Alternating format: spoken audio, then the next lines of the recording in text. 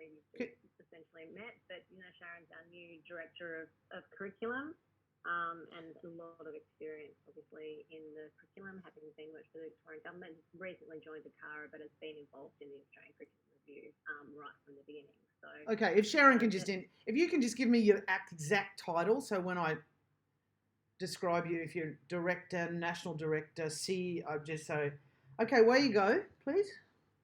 So I'm the director of curriculum at ACARA, looking after all of the curriculum areas. Federal? Federal. Thank you. Yes. Thanks, Sharon. And okay, so federal director of ACARA, and so we'll start. So curriculum. Just of curriculum. Just of curriculum. Sorry. I know. Sorry. Still dealing with shark attacks at the moment. My mind was elsewhere. Yeah, not good. So first off, how often is the curriculum reviewed?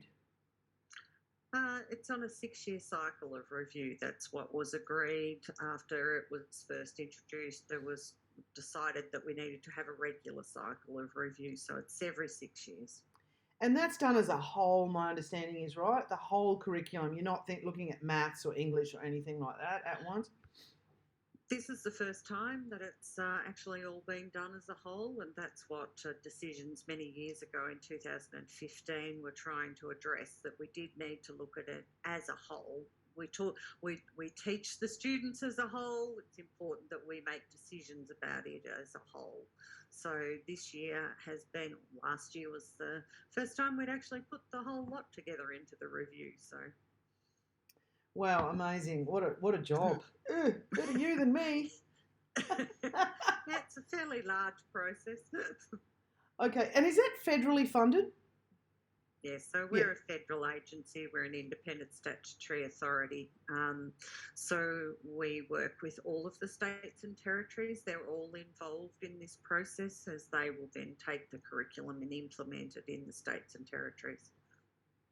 Yeah, because that's what I'm finding strange, is that, or hard to understand, is that Queensland's education is a little bit different to New South Wales. How does that work under a federal umbrella?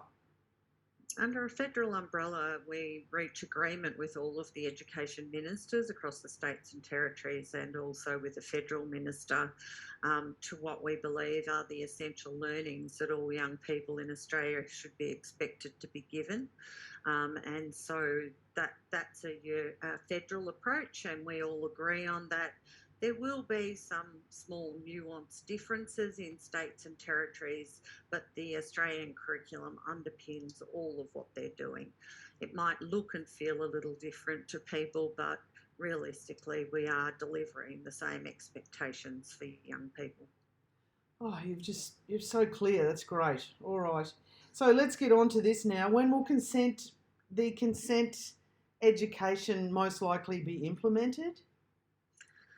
Well, at the moment, we have to go back to the Education Ministers meeting in April to get the curriculum endorsed.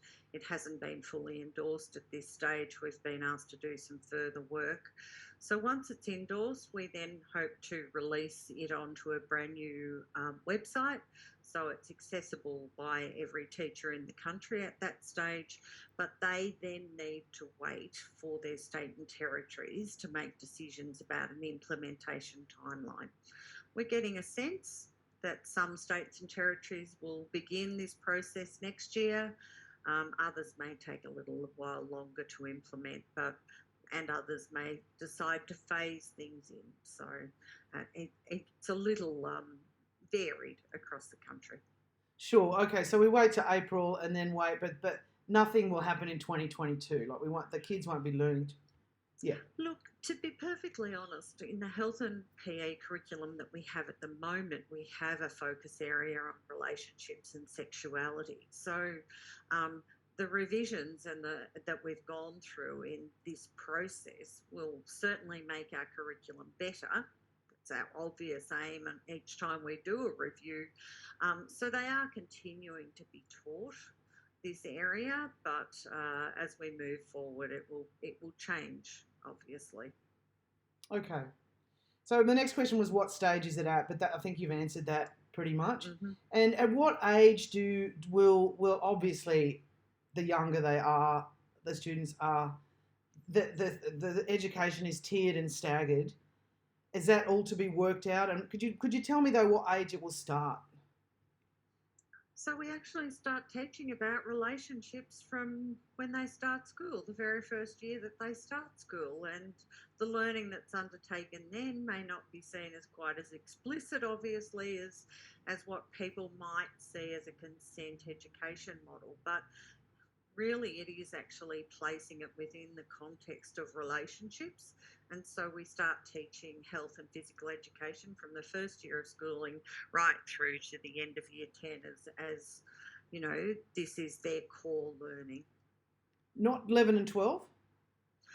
That's each state and territory is responsible for what happens in senior secondary years and how that's delivered across their jurisdictions. So that varies. That does start to change a little, but you know, all states and territories will have a senior study available for students in some form of health or human development or something in that realm. But of course, at that stage, senior students are on pathways and they're studying a lot less of they're not got the breadth of everything. They're now starting to target what they're learning.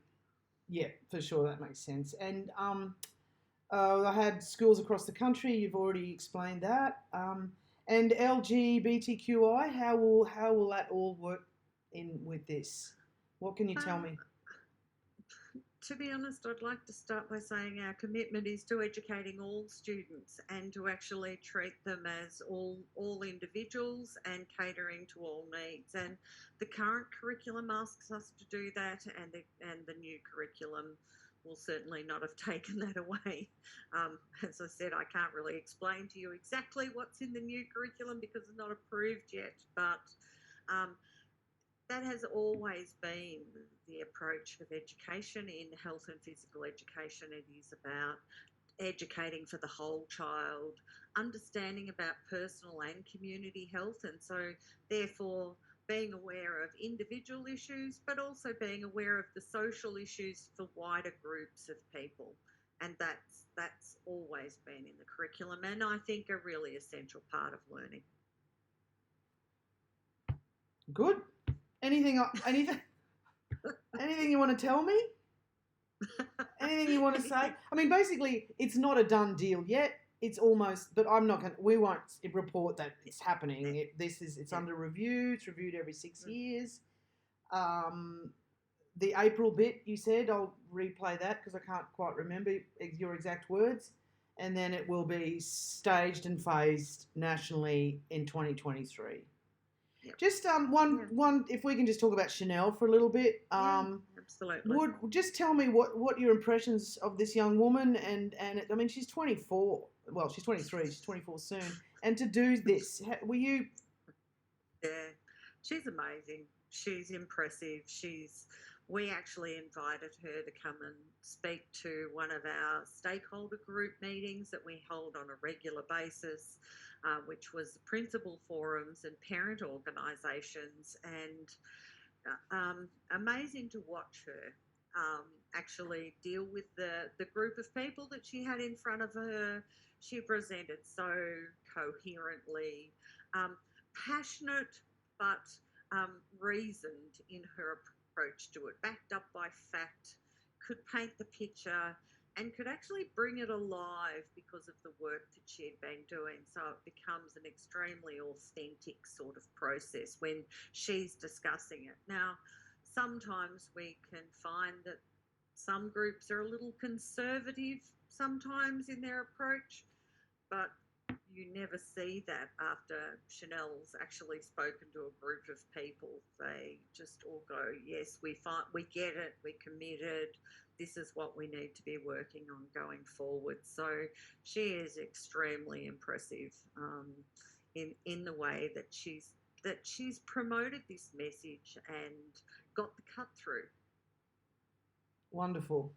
Thank you so much. That's great. I just had to tell you though, Minister Robert, we interviewed him a couple of weeks ago because I had to get it in, and he said the curriculum is reviewed every 10 years, but maybe he was confused. It's 6. Yeah. Okay. It's kind of an odd figure, not 5, not 6. 6 for a reason, or I don't know. It's an interesting question about how often to review. You actually need it to be taught for a while to actually ascertain whether there are components. If you want to update it based on new research, you actually need time for new research to come through. So you do need to be practical. And 6 years is about a cycle of a child's education. So they start in school, they have 6 or 7 years in a primary school, then they have another 6 years in a secondary school. So there's sort of a cycle in education that fits around that 6-year model that makes sense to us when we're going to undertake a review process. Fascinating. Well, what's your background? Are you a teacher or... Yes, I was. Yeah, you'd have to be, right? I mean, I was a mechanic. And it helps if you've been I know. to understand the implications, but I have actually worked out of education and worked in health for 10 years as well, so at a children's hospital. So I'm committed to what happens for young people. Great. What was your last name again? Sorry, Sharon? Foster. Foster. Yep. That's fantastic. That's awesome. Thank you. Let me just